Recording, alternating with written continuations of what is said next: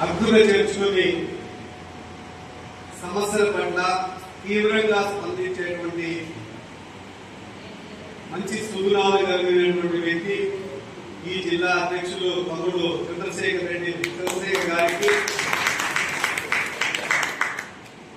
రాష్ట్ర పర్యటనలో భాగంగా అన్ని జిల్లాలలో తిరుగుతూ ప్రతి ఒక్క దివ్యాంగుడు ఎదుర్కొన్నటువంటి సమస్యలను క్షుణ్ణంగా పరిశీలించి ప్రత్యేకంగా మన కోసం సమయం కేటాయించి పనిచేస్తున్నటువంటి మన రాష్ట్ర అధ్యక్షులు పులిపాటి దుర్గారెడ్డి గారికి,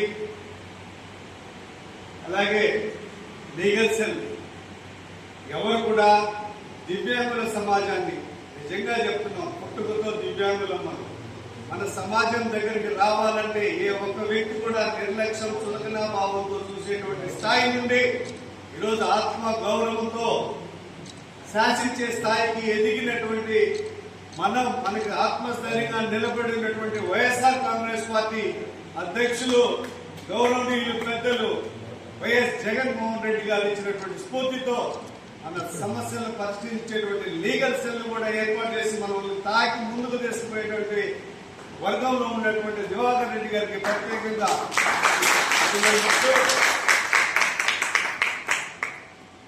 ముందుగా విజయానంద రెడ్డి సార్ గారికి ప్రత్యేకంగా కృతజ్ఞతలు తెలియజేసుకుంటున్నాను. ఇంత పెద్ద పాత మనులుగా పుట్టి నిద్ర మంచం వేసినప్పటి నుంచి మంచినీళ్లు తాగాలన్న ఒక పోరాట పటిమతో మనం వెళ్ళి ఆ మంచినీళ్ళు తాగేటువంటి పరిస్థితి ఉంది. ఎందుకంటే అవయవాలు సహకరించు, కళ్ళు కనపడవు, వినపడవు. ఏది చేయాలన్నా కూడా పోరాట పటిమతో సాధించి శోధించి విజయులుగా ముందుకు పోతాము. అది మన ఆత్మస్థైర్యం. గుర్తుంచుకోండి, ఎప్పుడు కూడా ఆత్మస్థైర్యాన్ని కోల్పోవాల్సినటువంటి అవసరం లేదు. రాష్ట్ర వ్యాప్తంగా ఈరోజు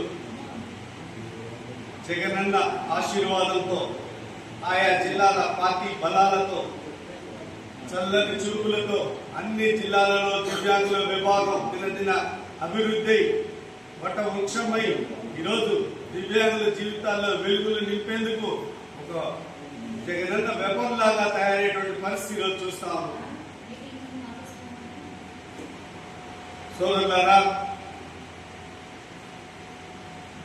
ఈరోజు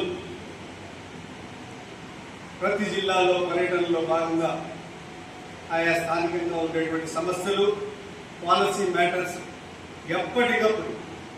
ఎప్పటికప్పుడు నెలకు ఒకసారైనా